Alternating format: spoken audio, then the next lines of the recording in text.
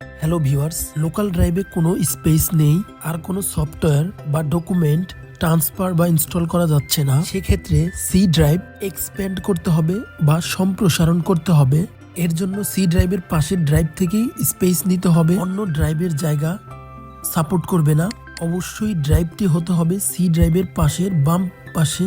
যেমন এখানে রয়েছে ডি ড্রাইভ, এই ড্রাইভে যদি কিছু থাকে অর্থাৎ প্রয়োজনীয় ডকুমেন্ট সফটওয়্যার ফাইল যদি থাকে সেগুলো অন্য ড্রাইভে কাট করে সরিয়ে রাখতে হবে। সি ড্রাইভ এক্সপ্যান্ড করার সম্পূর্ণ প্রসেস এবার দেখব।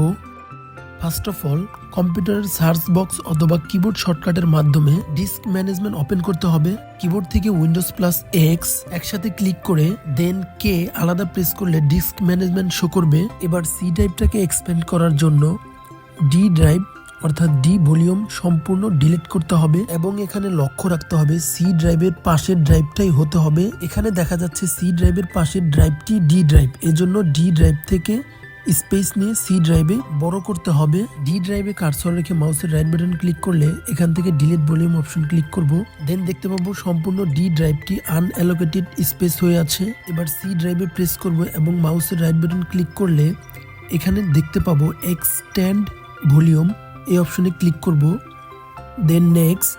এবার ইচ্ছে মতো ডি ড্রাইভের স্পেস সি ড্রাইভে দেওয়া যাবে, যদি ইচ্ছে হয় তাহলে কম স্পেসও দেওয়া যাবে।